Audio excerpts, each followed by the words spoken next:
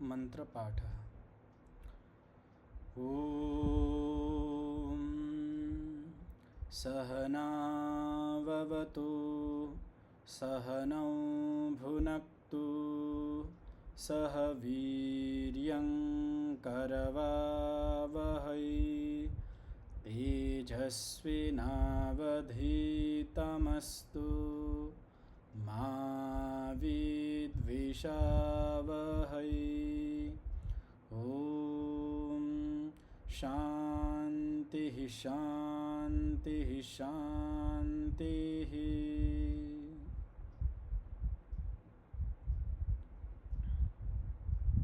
તો કાલેજી આપણે પાઠ કર્યો હતો, તો એમાંથી કોઈકને કંઈક પૂછવું હોય, પ્રશ્ન હોય તો પૂછી શકો છો.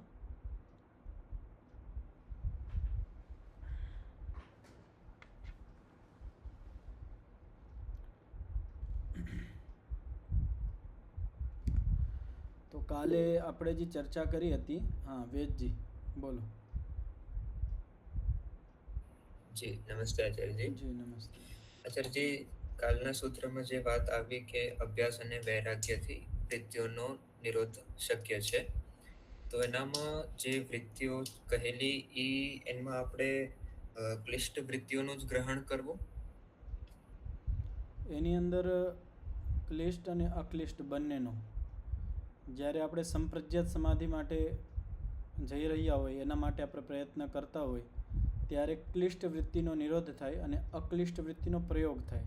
અક્લિષ્ટ વૃત્તિને ત્યારે નહીં રોકવાની, કારણ કે વિવેક ખ્યાતિ સુધી પહોંચવા માટે, સંપ્રજ્ઞાત સમાધિ સુધી પહોંચવા માટે અક્લિષ્ટ વૃત્તિનો ઉપયોગ કરવો જ પડશે, નકર આપણે ન પહોંચી શકીએ. તો અને જ્યારે આપણે અસંપ્રજ્ઞાત સમાધિમાં જાય ત્યારે જે છેલ્લી વૃત્તિ હતી અક્લિષ્ટ વૃત્તિ, એને પણ રોકી દેવાની. એ પછી આપણને અસંપ્રજ્ઞાત સમાધિ પ્રાપ્ત થાય. તો અભ્યાસ અને વૈરાગ્યથી અસંપ્રજ્ઞાત સમાધિની અંદર બંને વૃત્તિઓ ક્લિષ્ટ અક્લિષ્ટ બંને રોકવી પડે, અને સંપ્રજ્ઞાત સમાધિની અંદર અભ્યાસ અને વૈરાગ્યનો ઉપયોગ કરીને આપણે ક્લિષ્ટ વૃત્તિને રોકવાની હોય. ધન્યવાદ આચાર્યજી. તો સ્ક્રીન શેર કરી દઉં.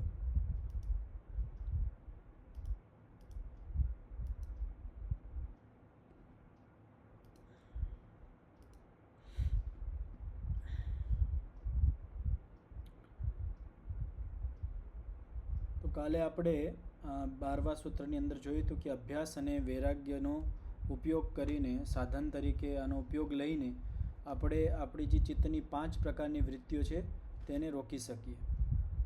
અને આપણું જે ચિત્ત છે એ નદી તરીકે કામ કરે છે. એની અંદર વૃત્તિઓ નિરંતર વહે છે, અને પણ એ ચિત્ત નામની જે નદી છે એ બે બાજુ વહે છે, એક કલ્યાણ બાજુ અને એક પાપ બાજુ. જે આપણને મોક્ષ બાજુ લઈ જતી હોય અને વિવેક ખ્યાતિ બાજુ લઈ જતી હોય એ કલ્યાણ વહા ચિત્ત નદી કહેવાય. અને જે નદી આપણને સંસાર બાજુ લઈ જતી હોય, સંસારના ભૌતિક સુખ બાજુ લઈ જતી હોય, અવિવેક બાજુ લઈ જતી હોય, એ પાપ વહા ચિત્ત નદી કહેવાય. અને આ આપણે વિવેક અને વૈરાગ્ય, અભ્યાસ અને વૈરાગ્ય, તો એમાં આપણે વૈરાગ્યનો ઉપયોગ કરીને જે વિષયનો સ્ત્રોત છે, અથવા સાંસારિક બાજુ જે આપણે આકર્ષણ છે, ભૌતિક સુખ બાજુ જે આકર્ષણ છે, વિષયો બાજુ જે આપણું આકર્ષણ છે, એ નષ્ટ થાય વૈરાગ્યનો ઉપયોગ કરી. વૈરાગ્ય એટલે વિરક્તિ. અને વિવેક દર્શન અભ્યાસ એના, અને આપણે વારવાર વિવેક દર્શનનો અભ્યાસ કરીએ તો એનાથી આપણને શું લાભ થાય? વિવેકનો સ્ત્રોત ખુલી જાય. વિવેકનો સ્ત્રોત ખુલી જાય એટલે ચિત્ત નામની જે નદી છે હવે એક જ બાજુ વહેશે. કઈ બાજુ વહેશે? કલ્યાણ બાજુ વહેશે, કલ્યાણ માટે વહેશે. અને આપણે એ જ અભ્યાસ કરવાનો છે કે વિષય સ્ત્રોત છે, જે પાપ બાજુ જે નદીનો બહાવ છે, ચિત્તરૂપી નદીનો જે પાપ બાજુ બહાવ છે, એને આપણે વહાવને રોકી દેવાનો, અને કલ્યાણ બાજુ આપણી ચિત્ત નામની નદી વહે એ આપણે પ્રયત્ન કરવાનો. તો એ આપણે કાલના સૂત્રમાં જોયું હતું. આજે આપણે આગળનો જે સૂત્ર છે 13મું સૂત્ર, એને આપણે જોશું. અને 12મા સૂત્રની અંદર કહેવામાં આવ્યું હતું કે અભ્યાસ અને વૈરાગ્યનો ઉપયોગ કરીને આપણે ચિત્તવૃત્તિ રોકી શકીએ. તો તેમાં અભ્યાસ શું? અભ્યાસ એટલે શું? તો આ સૂત્રમાં કહેવામાં આવે છે તત્ર સ્થિતૌ યત્નોભ્યાસઃ. તો હું ઉચ્ચારણ કરીશ, મારા પછી સાંભળીને તમે કરજો. તત્ર સ્થિતૌ તત્ર યત્નઃ સ્થિતૌ યત્નઃ અભ્યાસઃ. અભ્યાસઃ તત્ર સ્થિતૌ યત્નોભ્યાસઃ. તત્ર સ્થિતો અભ્યાસ. હા, તો હવે અહીંયા જો અભ્યાસ શબ્દ છે, અભ્યાસ એટલે શું? તો અભ્યાસ એટલે યત્ન. યત્ન એટલે પ્રયત્ન. જે પ્રયત્ન છે એનું નામ અભ્યાસ. તો હવે કોઈ એમ સમજે કે ભાઈ યોગ દર્શનમાં કહેવામાં આવ્યું છે, પતંજલિ ઋષિએ કીધું છે કે અભ્યાસ કરવો જોઈએ, પ્રયત્ન કરવો જોઈએ. તો માણસ કહેશે હું તો પ્રયત્ન કરું છું, સંસારમાં ઘણો પ્રયત્ન કરું છું, મારા ધંધામાં હું ખૂબ પુરુષાર્થ કરું છું, પ્રયત્ન કરું છું. અમુક માણસ જે ક્ષેત્રમાં બધા પ્રયત્ન કરતા હોય, તો એ પ્રયત્નની અહીંયા ચર્ચા છે? તો બોલે નહીં. તો કયા પ્રયત્ન? સંસારમાં ઘણા બધા પ્રકારના પ્રયત્નો માણસો કરતા હોય. કોઈ ભૌતિક સંપત્તિ માટે પ્રયત્નશીલ હોય, કોઈ શરીરનું બળ વધારવા માટે પ્રયત્નશીલ હોય, કોઈ પોતાનું યશ વધારવા માટે પ્રયત્નશીલ હોય, કોઈ પોતાનું સામ્રાજ્ય વધારવા માટે પ્રયત્નશીલ. એમ ઘણા બધા પ્રકારના પ્રયત્ન માણસ કરતો હોય.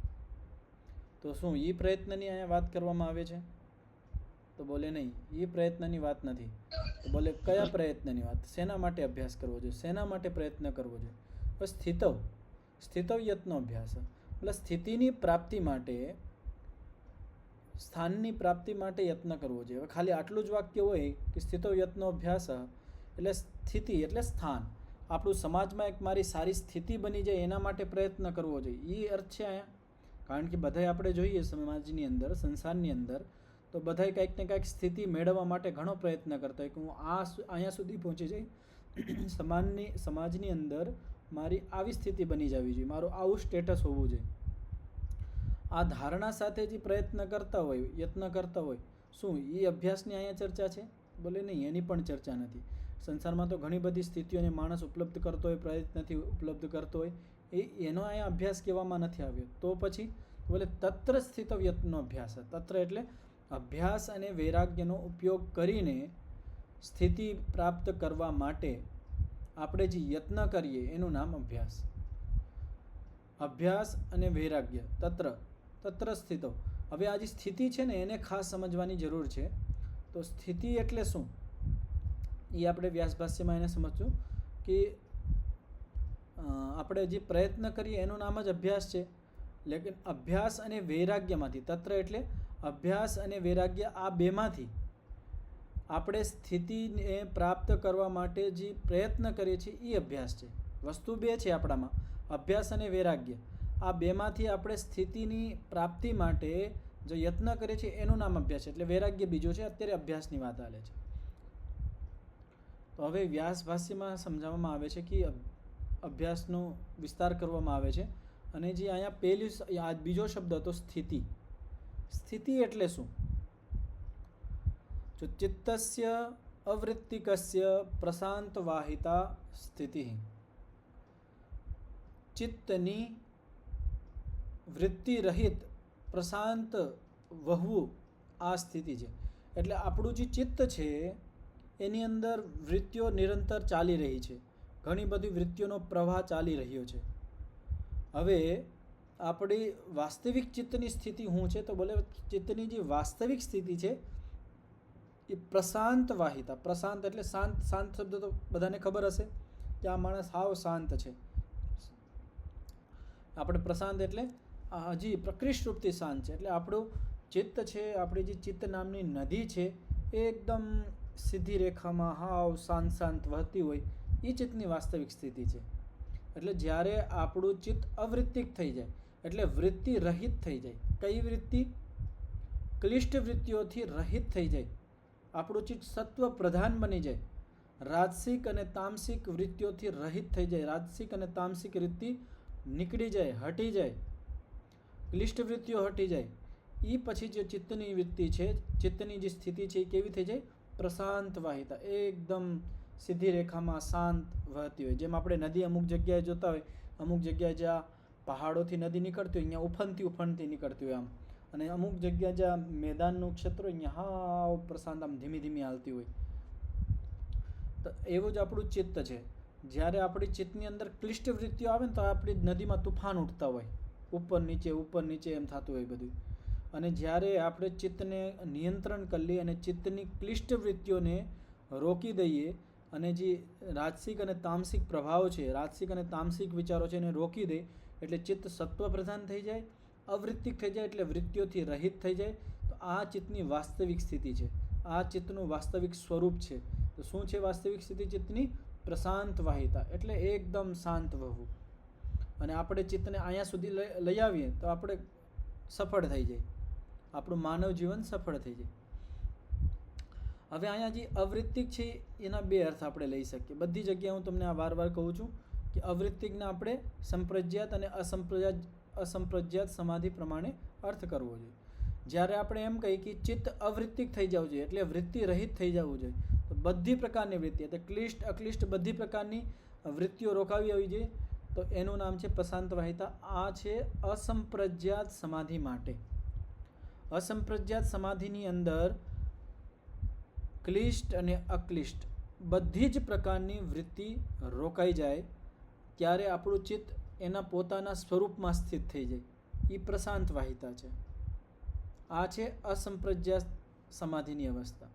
જ્યારે આપણે આ વાક્યને સંપ્રજ્ઞાત સમાધિની અંદર ઘટાડશું, ત્યાંનો અર્થ કરશું તો કઈ રીતે થશે કે ચિત્ત અવૃત્તિક એટલે જે ક્લિષ્ટ વૃત્તિઓ છે, ક્લિષ્ટ ચિત્ત વૃત્તિઓ છે એ બધી વૃત્તિઓ રોકાઈ જાય. અને પ્રશાંત વાહિતા એટલે અક્લિષ્ટ વૃત્તિ જે આપણને મોક્ષ બાજુ લઈ જાય છે, જે આપણે વિવેક બાજુ લઈ જાય છે, એવી જે શ્રેષ્ઠ વૃત્તિ છે એ એક જ વૃત્તિમાં આપણું ચિત્ત ચાલતું હોય. એક જ વૃત્તિ, ત્યાં એક જ વૃત્તિ હોય. કેવું? વિવેક ખ્યાતિ એટલે આત્મદર્શન, પોતાનું સાક્ષાત્કાર, આપણા આત્માનો જીવાત્માનો પોતે આપણે સાક્ષાત્કાર કરવો, મન આપણાથી જુદું જોવું અને આત્માને જુદો જોવો. એ હાવ ચોખ્ખે ચોખ્ખો આપણે દેખાઈ જાય. એ પ્રશાંત વાહિતા સ્થિતિ છે.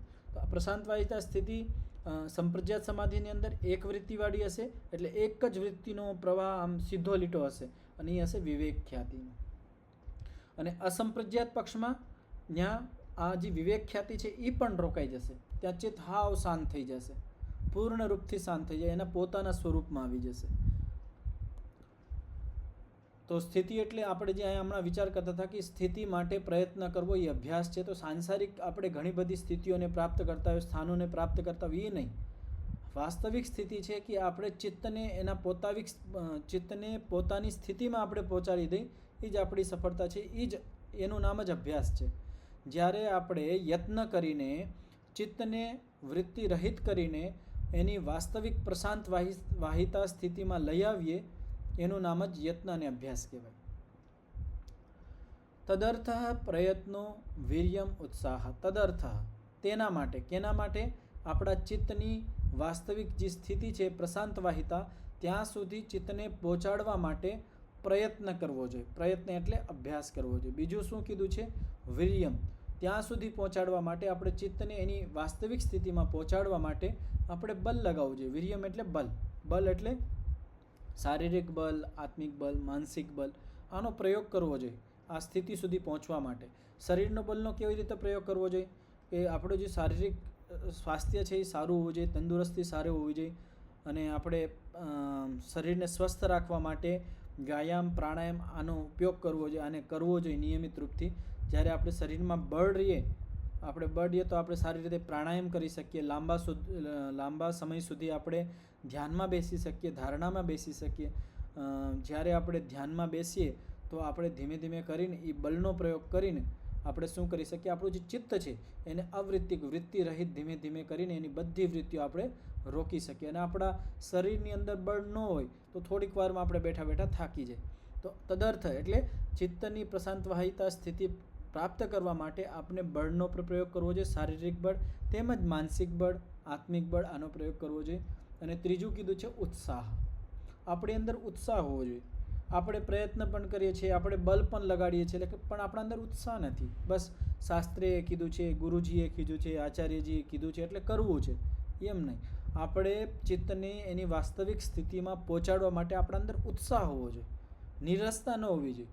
ઉત્સાહપૂર્વક આપણે આ કાર્યમાં લાગવું પડશે તો આપણને જલ્દી સફળતા મળે. અને નિરુત્સાહી થઈને આપણે લાગશું તો સફળતા નહીં મળે. જેમ કે આપણે સંસારમાં જોઈ શકીએ કે આપણે કોઈ કાર્ય પ્રારંભ કર્યું હોય, એમાં આપણે પ્રયત્ન ઘણો કરતા હોય, ખૂબ બલ લગાડતા હોય, લેકિન આપણા મનની અંદર ઉત્સાહ ન હોય, નિરુત્સાહ હોય, તો એ જે કાર્ય છે એ એટલું સફળ ન થાય, એટલું ફળ દેવાવાળું ન થાય. તો આપણા અંદર ઉત્સાહ પણ હોવો જોઈએ. તો આપણે ઉત્સાહપૂર્વક, પ્રયત્નપૂર્વક, બલપૂર્વક આપણી જે ચિત્તની જે સ્થિતિ છે, વાસ્તવિક સ્થિતિ પ્રશાંત વહેતા, ત્યાં સુધી ચિત્તને પહોંચાડવું જોઈએ. આગળ કહેવામાં આવ્યું છે તત સંપિપાદયિષયા તત સાધન અનુષ્ઠાનમ અભ્યાસ. તદ સંપિપાદયિષયા, આનો અર્થ છે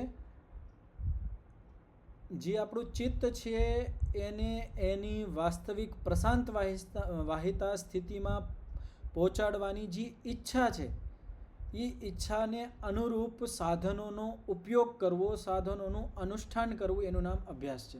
પાછું વાક્ય બોલું છું, ધ્યાનથી સાંભળજો. તદ સંપિપાદયિષયા, આનો અર્થ છે કે આપણે આપણા ચિત્તને એની વાસ્તવિક સ્થિતિ, પ્રશાંત વાહિતા સ્થિતિ સુધી પહોંચાડવા માટે એક અંદરથી લાગણી હોવી જોઈએ, એક અંદરથી ઈચ્છા હોવી જોઈએ. અને એ ઈચ્છાને પૂર્ણ કરવા માટે જે સાધનોનું આપણે અનુષ્ઠાન કરીએ, જે સાધનોનો આપણા પ્રયોગ કરીએ, એનું નામ અભ્યાસ છે. હવે અહીંયા જે વિચારવા જેવું છે એ આ છે, આ સાધન એટલે શું? આપણે એમ કહીએ ને કે ભાઈ આપણે ખેતી કરવા માટે સાધન જોઈએ, ટ્રેક્ટર જોઈએ, ફાવડો જોઈએ, ઘણા બધા ભિન્ન ભિન્ન પ્રકારના આપણને ખેતી કરવા માટે સાધનો જોઈએ. તેવી જ રીતે આપણે ચિત્તને એની વાસ્તવિક સ્થિતિ, પ્રશાંત વાહિતા સ્થિતિ સુધી પહોંચાડવા માટે ઘણા બધા સાધનોની આપણને આવશ્યકતા હોય, એનું અનુષ્ઠાન કરવું પડે, એને લઈ આવવા પડે. તો એ સાધનો કયા છે? તો એ સાધન છે, યાદ રાખજો, એ સાધન બતાવું છું, યોગના 8 અંગ, અષ્ટાંગ યોગ જેને કહેવાય. તો તમારામાંથી જેને 8 યોગના નામ, અંગોના નામ જેને ખબર હોય હાથ ઊંચો કરજો, અને એક એક કરીને ક્રમથી બોલવાનું છે. જી નીતાબેન. નિયમ, આસન, પ્રાણાયામ, પ્રત્યાહાર, ધારણા, ધ્યાન, સમાધિ. આ તમે 8 અંગ કીધા. આ જે યોગના 8 અંગ છે, આ જ સાધનો છે. આ યોગના 8 અંગનો ઉપયોગ કરીને આપણે આપણા ચિત્તને એની વાસ્તવિક સ્થિતિ, પ્રશાંત વાહિતા, જ્યાં ચિત્ત સાવ શાંત વહેતું હોય ત્યાં સુધી આપણે પહોંચાડી શકીએ. હવે આની અંદર તો યોગના 8 અંગ છે, એમાંથી આપણે એક અંગને થોડોક અહીંયા ચર્ચા કરીશું. તો પહેલો અંગ કયો છે? યમ. યમ કેટલી પ્રકારના હોય અને એના નામ શું છે? હા ગીતાબેન. યમ 5 છે. અહિંસા, સત્ય, અસ્તેય, બ્રહ્મચર્ય, અપરિગ્રહ. તો અહિંસા, સત્ય, અસ્તેય, બ્રહ્મચર્ય અને અપરિગ્રહ. તો આમાંથી આપણે પહેલું સાધન લઈ, યમ સાધન લીધું. યમનું પણ આપણે પહેલું લઈ, તો અહિંસા. અહિંસાનો ઉપયોગ કરીને આપણે આપણા ચિત્તને એની વાસ્તવિક સ્થિતિ સુધી પહોંચાડવાનું છે. તો આપણે જ્યાં સુધી હિંસા કરતા રહી ત્યાં સુધી આપણું ચિત્ત એની વાસ્તવિક સ્થિતિમાં ન પહોંચી શકે. ગમે તેટલો આપણે પ્રયત્ન કરીએ, બલ લગાડીએ, ઉત્સાહપૂર્વક કરીએ, પણ આપણે અહિંસાનું પાલન નથી કરતા તો આપણું ચિત્ત ત્યાં સુધી નહીં પહોંચી શકે, શાંત નહીં થઈ શકે. હવે હિંસા આપણે કેટલી પ્રકારથી કરતા હોય? મનથી, વાણીથી અને શરીરથી. હિંસાનો પ્રાદુર્ભાવ એટલે હિંસાનો જન્મ મનમાં થાય. પહેલાં આપણને મનના સ્તર ઉપર વિચાર આવે કે હું હિંસા કરું. તો આપણે પહેલાં મોટા દાખલા લઈ લઈ કે કોઈ કસાઈ છે જે ગાયને મારતો હોય, એ શારીરિક હિંસા કરે છે. એ ગમે એ કારણવશાત કરતો હોય એ વાત જુદી છે, લેકિન એ શારીરિક હિંસા કહેવાય. હવે એ તો માંસાહારી માણસ છે, એ તો કરે છે, એનો ઉદ્દેશ્ય એનું આજીવિકા એના ઉપર છે. પણ આપણે પણ સાધારણ મનુષ્ય જે એટલા પાપી નથી, નિકૃષ્ટ નથી, જે સાધારણ મનુષ્ય એ પણ ઘણા બધા શારીરિક પાપ કરતો હોય. જેમ ઘણી વખત ચાલતા ચાલતા કૂતરાને પાટું મારી દઈ, આપણે આમ ચાલતા ચાલતા ઝાડવું હોય તો એને આપણે ડાળ તોડી લઈ, પાંદડું તોડી લઈ, આપણા હાથમાં દંડો હોય તો આમ દંડો મારતા જાય, તો આપણે આ બધી હિંસામાં જ આવે. એ પણ એની અંદર પણ જીવ છે, આપણે વગર કારણે એને દુઃખ પહોંચાડીએ છીએ. પછી આપણે એકબીજાને લડાઈ ઝઘડો થઈ જતો હોય ત્યારે એકબીજાને હાથથી મારી દેતા હોય, આ શારીરિક હિંસા છે. તો જ્યાં આપણે શરીરનો ઉપયોગ કરીએ, હાથનો ઉપયોગ કરીએ, પગથી મારીએ, માથાથી, ગમે એનાથી મારીએ, જ્યારે આપણે શરીરનો ઉપયોગ કરીને બીજાને દુઃખી કરીએ એ હિંસા કહેવાય. પણ આમાં ધ્યાન રાખવાનું કે જે માતા પિતા એના બાળકને દંડ દેતા હોય, ગુરુ એના શિષ્યને, છાત્રને જે દંડ દે છે, ત્યાં જે હિંસા થાય છે એ હિંસા નથી કહેવાતી. એ એના સુધાર માટે છે, એના નુકસાન માટે નથી. અને આપણે જે બીજી હિંસા કરી રહ્યા છીએ ત્યાં આપણે બીજાનો સુધાર નથી કરતા. આપણો જે અહંકાર છે એને આપણે શાંતિ કરીએ છીએ કે આને મને આમ કેમ કહી દીધું, એટલે આપણે એના ઉપર હાથ ઉતારી દઈએ. કૂતરાને મારતા હોય, બીજા પ્રાણીઓને આપણે મારતા હોય, ત્યાં આપણે એનું ભલું ન ઈચ્છતા હોય. જેવી રીતે આપણા ઘરમાં બાળક હોય એને આપણે તાડના કરીએ ત્યારે આપણે અંદર ભાવના હોય કે આ ભૂલ એની ન થવી જોઈએ, એના માટે આપણે કરતા હોય. પણ આપણે મજાકમાં કોઈ બાળકને કે કોઈ બીજા પ્રાણીને મારી દઈએ, હિંસાની અંદર જ આવશે. તો શારીરિક હિંસા ઘણી બધી પ્રકારની આપણે કરતા હોય તો એ ન કરવી જોઈએ. આ તો થઈ હાથ ઉપાડવો, પગ ઉપાડવો. એક બીજી પ્રકારે પણ શરીરની હિંસા થાય ઈશારાથી. ઘણી વખત આપણે બીજાને જોઈને મોઢું બગાડી લઈએ, બીજાને જોઈને આપણે સામે આવ્યો હોય ને આપણે મોઢું બગાડી લઈએ તો એને સામેવાળાને દુઃખ થાય કે આ મને જોઈને કેમ મોઢું બગાડી લીધું આને. તો આ પણ હિંસા કરીએ છીએ આપણે એના પ્રતિ. આપણે ભલે હાથ અને પગ નથી ઉપાડ્યા એના પ્રતિ, પણ આપણે મોઢું બગાડીને આપણે સંકેત આપી દીધો, એનાથી પહેલાંને દુઃખ પહોંચ્યું છે. કારણ વગર આપણે બસ રાગ દ્વેષમાં ફસાયેલા છે, એના પ્રતિ કંઈક ઝઘડો થઈ ગયો તો એ મનમાં લઈને બેઠા છીએ, અને જ્યારે એ સામે આવ્યો એટલે આપણું મોઢું બગડી ગયું. અને આપણે ઘણી વખત પરિવારમાં જોતા હોય કોઈકનું મોઢું બગડી જાય તો ક્રોધ આવી જાય, કેમ મોઢું તારું બગડી ગયું, એવું આપણને થતું હોય. તો મોઢું બગાડીને પણ હિંસા આપણે કરી શકીએ, તો ત્યાં પણ આપણે ધ્યાન રાખવાનું. તો આ તો થઈ ગઈ શારીરિક હિંસા. તો પહેલા સ્તરે આપણે પ્રયત્ન કરવાનો, સંકલ્પ લેવાનો કે હું શારીરિક હિંસા તો નહીં કરીશ. હા, આત્મરક્ષણ માટે આપણા સંતાનોને અને શિષ્યોને સુધારવા માટે જે આપણે તાડનનો પ્રયોગ કરતા હોય, કોઈ અધિકારી છે, પોલીસ છે, રાજ અધિકારી છે, સરકારી અધિકારી છે, એ જે દંડનો ઉપયોગ કરતા હોય એ હિંસામાં નહીં આવે. જ્યાં કંઈ કારણ નથી, જ્યાં તમારો અધિકાર નથી, ત્યાં આપણે શરીરથી બીજાને દુઃખ આપીએ છીએ, એ બધી હિંસાને પહેલાં આપણે રોકવું, એનો સંકલ્પ લેવો પડશે. કે આપણે વિચાર કરવું પડશે, ચિંતન કરવું પડશે કે હું મારા શરીરથી કેટલી પ્રકારની હિંસા કરતો હોય. કોઈને જોઈને મોઢું બગાડું છું, કોઈને ઘણી વખત માણસો મોઢું ન બગાડતા હોય તો આંખથી ચીડાવે, મોઢાથી ચીડાવે. ચીડાવે ને એટલે આપણે શું કહીએ એને સારા કરીએ, સારા કહે ને સારા કરે છે, તો સારા કરવા પણ એ પણ હિંસાની અંદર જ આવે છે. તો આપણે શરીરના સ્તર ઉપર હિંસા ન કરવી. આપણે શરીરના સ્તર ઉપર હિંસા કરતાં બંધ થાય એટલે આપણી માનસિક સ્થિતિ સુધરવા માંડે. બીજી છે આપણે વાચનિક હિંસા, એટલે વાણીથી હિંસા કરીએ. આ આપણે વધારે કરતાં કરીએ. સામાન્ય માણસ, જે સામાન્ય માણસ છે વાચનિક હિંસા એટલી બધી કરતો હોય આખા દિવસમાં, એથી વિચાર કરીને જોવે તો હિંસાથી ભરાયેલો હોય. આપણા શબ્દ, આપણા વાક્યો એવા હોય કે બીજાને દુઃખ લાગી જતું હોય એનાથી.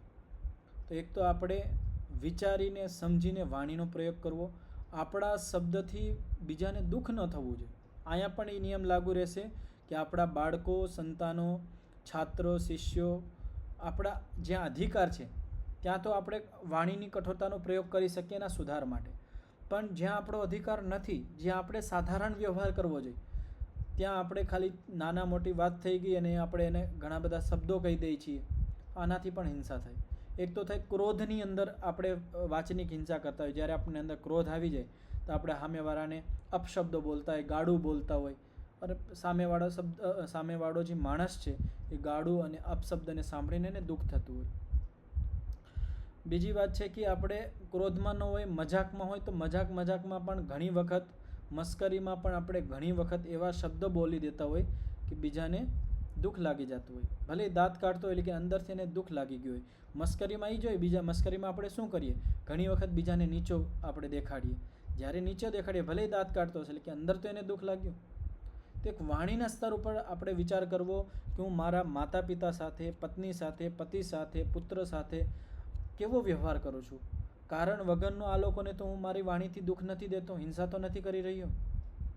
ઘણી વખત પુત્ર ઉપર આપણો અધિકાર હોય, પત્ની ઉપર આપણો અધિકાર હોય, ઘરના જે પણ સંબંધી હોય એના ઉપર આપણો અધિકાર હોય, લેકિન આપણે ઘણી વખત અધિકારની સીમા લાંઘીને પછી આપણે હિંસા કરતા હોય.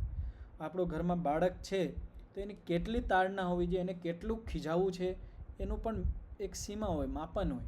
આપણે એને ખીજાઈ જ જાય છે, એને આપણે આપણું લક્ષ્ય શું હોવું જોઈએ કે એને એની ગલતીનું ભાન થઈ જવું જોઈએ, એને ભૂલની ભાન થઈ જાય. આપણું લક્ષ્ય એવું હોવું જોઈએ કે આપણે આપણા બાળકને, આપણા સંતાનને, આપણા શિષ્યને આપણે ખીજાઈ છીએ, આપણે એને થોડા કઠોર શબ્દથી બોલીએ છીએ, તો એનું લક્ષ્ય શું છે કે એને એનું ભૂલનું ભાન કરાવવું.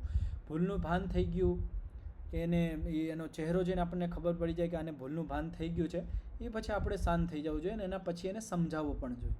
આ પ્રક્રિયા છે. ઘણી વખત તો આપણે એટલું બધું ખીજાઈ જતા હોય કે ઘણી વખત આપણે જોઈ પણ શકીએ કે ક્રોધમાં એટલું બધું ખીજાઈ જાય આપણે આપણા સંતાનોને, શિષ્યોને, કે આપણા પ્રત્યે એનું મન ઓલું થઈ જાય કે કેવા છે મારા મા બાપ, કેવા છે મારા આચાર્યજી, આટલું બધું ખીજાઈ ગયા મારી નાનીકડી ભૂલ અને આટલું બધું મને કહી દીધું.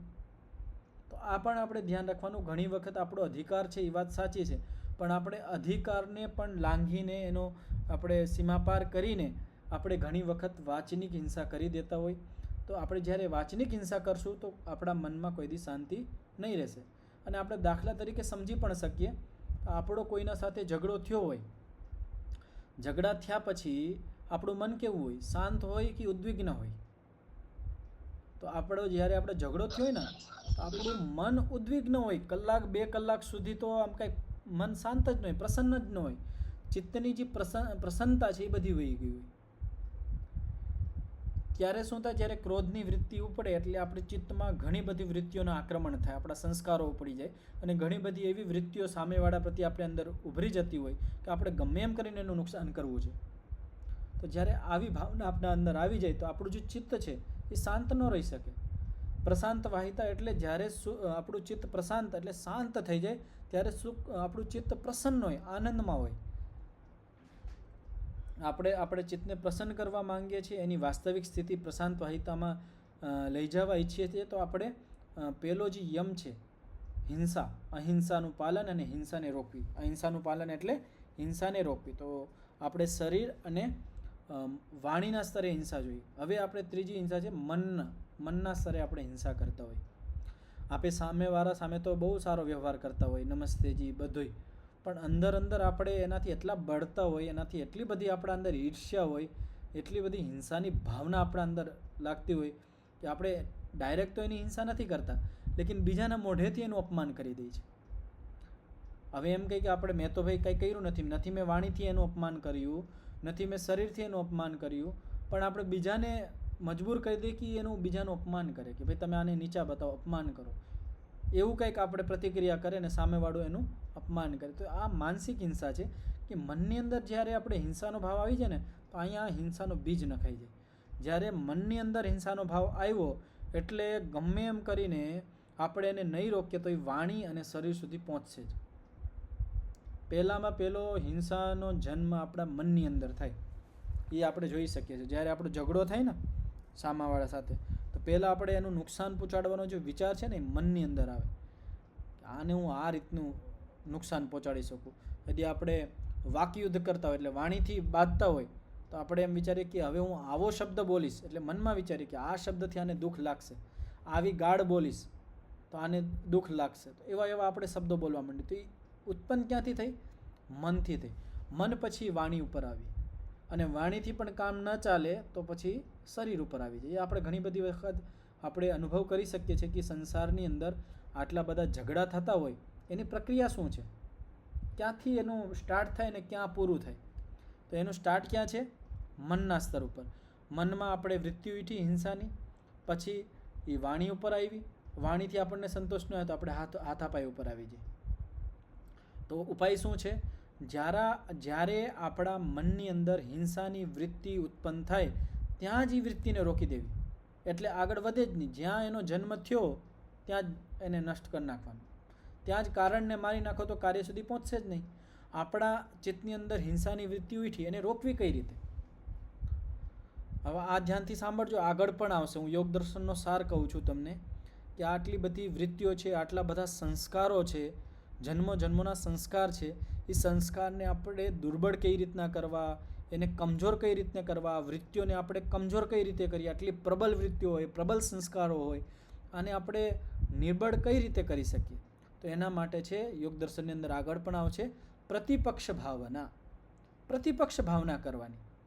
પ્રતિપક્ષ ભાવના એટલે જ્યારે આપણા અંદર હિંસાનો ભાવ આવે, હિંસાનો વિચાર આવે, એટલે એના વિરુદ્ધ વિચારવાનું કે આ હિંસા કરવાથી મારો લાભ થશે કે હાનિ.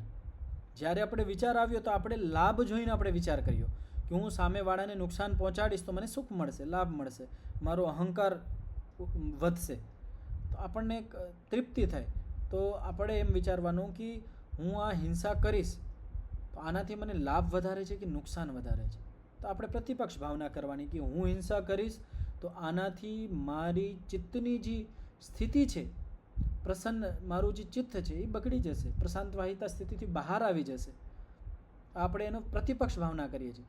હિંસા કરીશ તો મારા સંસ્કારો હિંસાના મારા અંદર સંસ્કારો બની જશે અને આ સંસ્કાર મને બીજી વખત હિંસામાં પ્રવૃત્ત કરશે.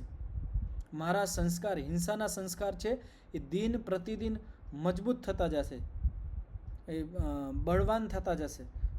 આ પ્રતિપક્ષ ભાવના કરવાની આવી રીતની. અને આ હિંસાથી કંટ્રોલ ન થઈ તો વાણીથી શરીર ઉપર આવી ગયું તો કાંઈક શરીરમાં પણ લાગી જશે, કાંઈક તૂટી જશે, બીજાને તૂટશે, મને તૂટશે. પછી આપણે જેલમાં પણ ઘણા બધા જતા હોય. આપણે આના હિસાબે તો જેલ ભરેલા છે બધા, હિંસાના હિસાબે ઘણા બધા જેલની અંદર જતા હોય, ઘણા બધા હોસ્પિટલમાં પહોંચી જતા હોય, અહીંયા સુધી સ્થિતિ પહોંચી જતી હોય.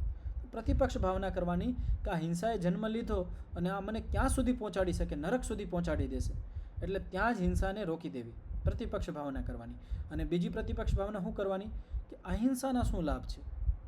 હિંસાના તો આપણે હિંસા કરીએ છીએ, હિંસાથી વિરુદ્ધ ગુણ કયું છે? અહિંસા.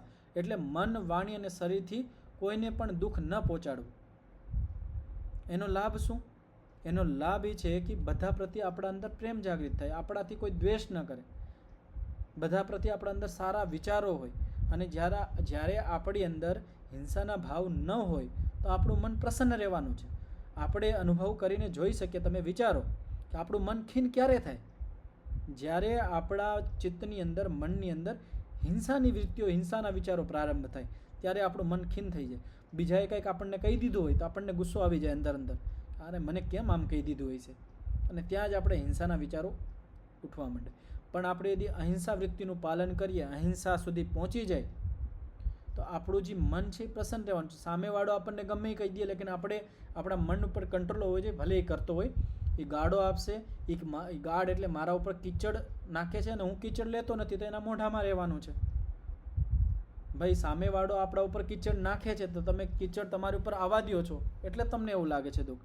પણ એ કીચડ એ સામેવાળો ગાળ દેતો હોય, અપશબ્દ બોલતો હોય, કહેવા દો, એ એનું કામ છે, એ પાપવૃત્તિ કરે છે, આપણે નથી કરવાની, આપણે શાંત રહેવાનું. પણ હા, આટલું ધ્યાન રાખવાનું, અહિંસાનો મતલબ એ નથી ગાંધીજીની જેમ. અહિંસા એટલે આત્મરક્ષણ કરવું જોઈએ. આત્મરક્ષણમાં મનાઈ નથી, પોતાની આત્મરક્ષણ કરવું જોઈએ. કે જ્યાં આપણે શરીરની કોઈ ચોર છે, કોઈ રાક્ષસ છે, કોઈ દુષ્ટ માણસ છે, આપણા ઉપર કંઈક આક્રમણ કરતો હોય, ત્યાં આપણે એનો વિરોધ કરવો જોઈએ, આપણે આપણો બચાવ કરવો જોઈએ. એને મારી પણ નાખવું પડે તો મારી પણ નાખી શકીએ. આ હિંસામાં નહીં આવે, આત્મરક્ષણ છે. આપણે મનની અંદરથી નથી કરતા, આપણે શરીરથી કરીએ છીએ. મન આપણે અહીંયા બુદ્ધિનો પ્રયોગ કરીએ છીએ, લેકિન આપણે સંસ્કાર નથી બનવા દેતા. આપણે શા માટે હથિયાર ઉપાડીએ? કે આપણી રક્ષણ માટે. આપણે એના પ્રત્યે દ્વેષ નથી અંદરથી, લેકિન આપણો બચાવ તો કરવો પડશે, નકર આપણને મારી નાખશે. આ બે વસ્તુ અલગ છે. આત્મરક્ષણ માટે આપણે પોતા માટે આપણે જે કરતા હોય, બીજાને હાનિ પહોંચાડતા હોય, એ હિંસામાં નહીં આવે. અને જે આપણે સાધારણ વ્યવહારમાં, સાધારણ બોલચાલમાં આપણે થોડીક વાતમાં હથિયાર કાઢી લઈએ, એ બધું હિંસામાં આવશે. આપણે સહન કરી શકીએ. નાના મોટી વાત તો બધી જગ્યા થવાની છે. ત્યાં એના ગાળ દેવાથી તમારી મૃત્યુ નથી થઈ જવાની. એના ગાળ દેવાથી અપશબ્દ બોલવાથી તમારી સંપત્તિ નથી વહી જવાની. એના ગાળ દેવાથી તમારું યશ જે તમે બનાવેલું છે એ નષ્ટ નથી થઈ જવાનું. અગર તમારું સંપત્તિ, તમારું શરીર, આપણું ઘર નષ્ટ થતું હોય તો આપણે બચાવ કરી શકીએ. પણ સામેવાળા કંઈક અપશબ્દ બોલી ગયો એટલામાં જ આપણે ક્રોધી થઈ જાય અને હિંસા ઉપર ઉતરી જાય તો એ સારું નહીં. તો આપણે અહીંયા જોયું કે સાધનનો ઉપયોગ કરવો, સાધનનું અનુષ્ઠાન કરવું. 8 અંગો યોગના જે 8 અંગ છે જેને અષ્ટાંગ યોગ કહેવાય, એ અષ્ટાંગ યોગના સાધન રૂપમાં અનુષ્ઠાન કરવું, એનો પ્રયોગ કરવો, એનું નામ જ અભ્યાસ છે. જ્યારે આપણે યોગના 8 અંગોનું પાલન કરીએ અને જીવનમાં લઈ આવીએ તો આપણે જે ચિત્તની એની વાસ્તવિક સ્થિતિ છે, વૃત્તિ રહિત થઈને પ્રશાંત વાહિતા સ્થિતિ સુધી આપણું ચિત્ત પહોંચી જાય છે. તો આપણે યમમાં એક જ જોયું, અહિંસાનું પાલન. તેવી જ રીતે આપણે સત્યનું જોઈ શકીએ કે જ્યારે આપણે અસત્ય બોલીએ ત્યારે આપણે આપણા ચિત્તમાં નિર્ભયતા હોય, આ ભય હોય, આપણને બીક હોય. માની લો આપણે ક્યાંક જૂઠ બોલતા હોય, ખોટું બોલતા હોય તો આપણા અંદર બીક હોય કે મારું આ અસત્ય પકડાઈ ન જાય. અને અસત્ય બોલવાથી કેટલી બધી હાનિઓ છે. અસત્ય બોલવાથી મોટામાં મોટી જે હાનિ છે એ છે આપણા પ્રતિ વિશ્વાસ વયો જાય. અને સત્ય બોલવાથી આપણા પ્રતિ બીજા માણસનો વિશ્વાસ જાગૃત થાય. ઘણી બધી વખત હું પ્રવચનમાં સત્યને સમજાવવા માટે કથાનો પ્રયોગ કરતો હોય. હું તમને એક કથા બતાવું કે સત્ય અસત્ય કેવી રીતે આપણા જીવનમાં કામ કરતા હોય. એક વખત એક પિતાએ એના 2 સંતાનોને શિક્ષણ માટે ગુરુકુળમાં મોકલ્યા અને બંને પુત્રો શિક્ષિત થઈને પાછા ઘરે આવ્યા, સ્નાતક બનીને ઘરે આવ્યા. એનું ગુરુજી પાસે જેટલું એને ભણવાનું હતું ભણીને પાછા એના પિતા પાસે આવ્યા. જ્યારે ઘરે આવ્યા તો પિતાએ કીધું, હવે તમે તમારું ભણતર તો પૂરું થઈ ગયું છે, તો હવે આગળ તમારે શું કરવાનો વિચાર છે? તો એ બંને કહે છે કે અમને ધંધો કરવાનો વિચાર છે. અમે ગુરુકુળમાં વાણિજ્ય વિભાગનું શિક્ષણ લીધું છે. ત્યારે ગુરુકુળની અંદર બધા પ્રકારના શિક્ષણો હતા. તો એ 2 પુત્રોએ વાણિજ્ય વિભાગ, વાણિજ્ય એટલે વ્યાપાર ક્ષેત્રનું એને શિક્ષણ લીધું હતું અને બંનેની રુચિ હતી કે અમે વ્યાપાર કરીએ. તો પિતા કિસાન હતા, તો તેને કીધું વાંધો નહીં, તો यदि તમારે વ્યાપાર જ કરવો છે તો પહેલાં એનું પ્રેક્ટિકલ પણ કરી અને શીખી લ્યો. તમે શાબ્દિક રૂપમાં તો ગુરુકુળમાં ભણીને આવી ગયા છો, પણ એને વ્યવહારિક રૂપમાં પણ થોડુંક શીખી લ્યો તો તમને ધંધામાં સારું રહેશે. તો કીધું વાંધો નહીં, અમે શીખી લઈશું. તો પિતાએ શું કર્યું, એના એક મિત્ર હતા,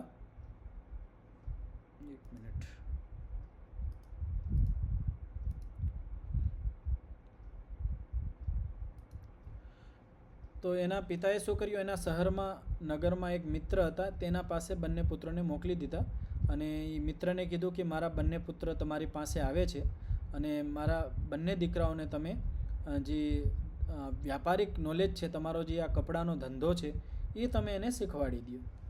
તો બંને દીકરા ત્યાં જાય છે અને શીખે છે. 5-6 મહિના સુધી પ્રેક્ટિકલ રૂપમાં, વ્યવહારિક રૂપમાં એ ધંધો શીખીને પાછા ઘરે આવે છે. અને પિતા હવે બંને સંતાનોને, બંને પુત્રોને, બંને દીકરાઓને માર્કેટની અંદર, બજારની અંદર સામે બંનેને એક કપડાની દુકાન કરી દે છે. એક જ જેવો માલ ભરી દે છે અને પિતા વાનપ્રસ્થિ થઈ જાય છે અને ગૃહસ્થિથી મુક્ત થઈને વનમાં વયા જાય છે. હવે બધો જિમ્મેદારી પુત્રો ઉપર હતી કે એનો પરિવાર એ લોકો સંભાળે. હવે શું થયું કે બંને પુત્રો ધંધો કરવા માંડ્યા. કપડાનો જે વ્યાપાર હતો એનો ચાલવા માંડ્યો, વ્યવસ્થિત ચાલતો હતો.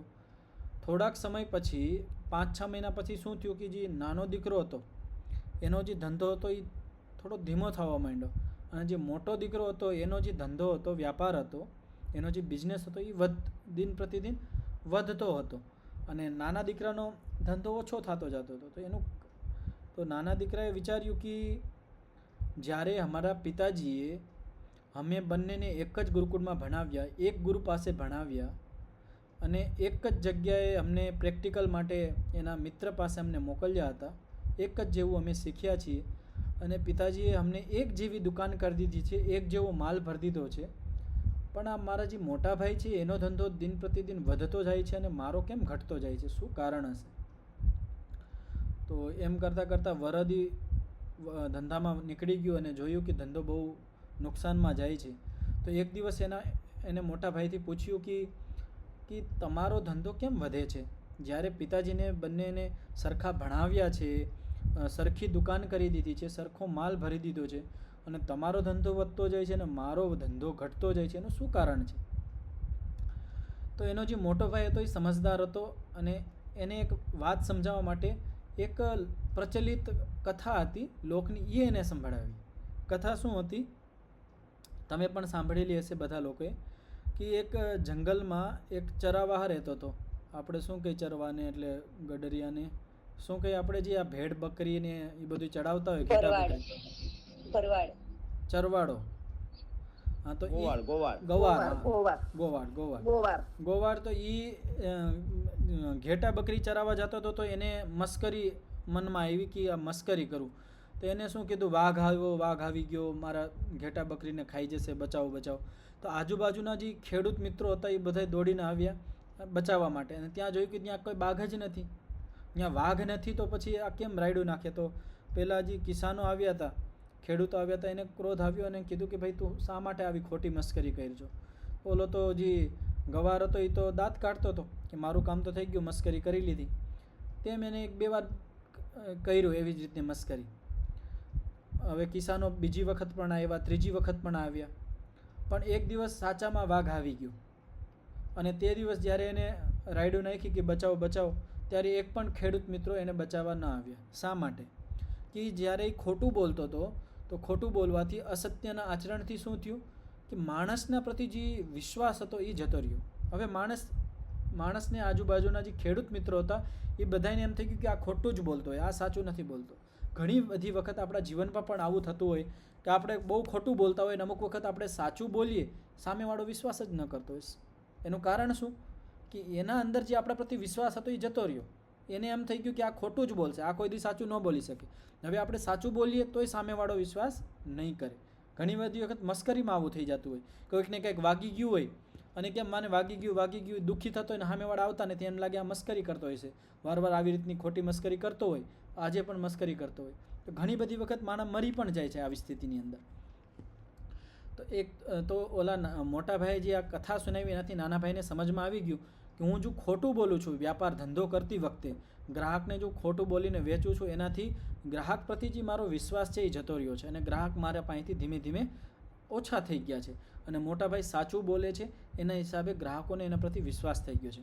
ઘણી બધી આપણે માર્કેટની અંદર, બજારની અંદર ઘણી બધી દુકાનો એવું હોય જ્યાં લખેલું હોય એક જ દામ, એટલે એ એક જ દામ, એનાથી નીચે નહીં ઉતરે, ઉપર ન જાય. એને ખબર છે કે મને 80માં આ 80 રૂપિયા મીટર પડ્યું છે તો મારે 100 રૂપિયામાં વેચવાનું છે, જેટલી મારી મહેનત છે એટલું લઈ લેવાનું, એના ઉપરથી હું નથી લેવાનું.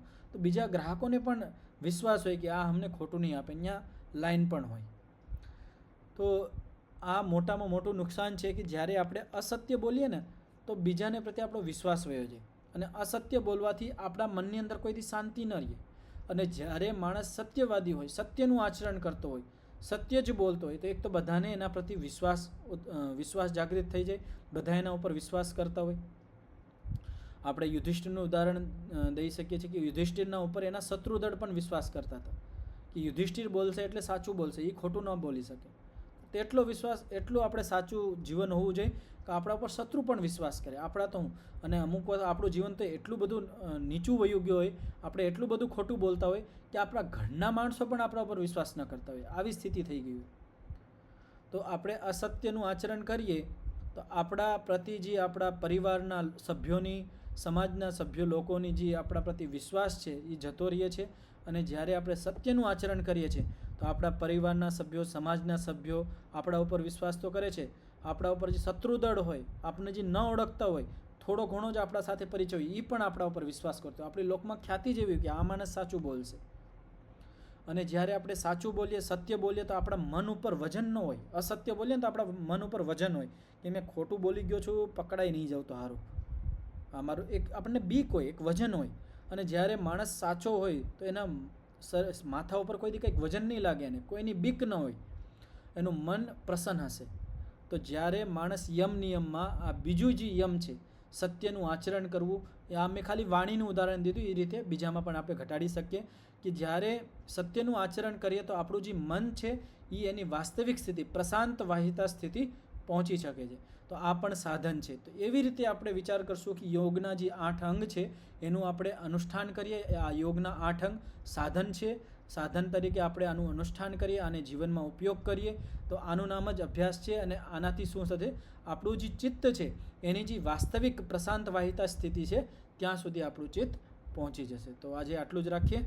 તો આપણે આ અભ્યાસ વિશે વિસ્તારથી ચર્ચા કરી. મેં 1-2 ઉદાહરણ પણ આપ્યા. બીજા તમે વિચારી શકો છો યમ નિયમોમાં, તો હજી તમને એનો સ્પષ્ટતા થશે. ઓમ.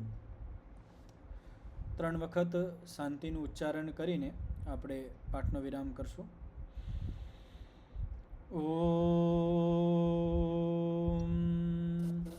શાંતિ શાંતિ શાંતિ.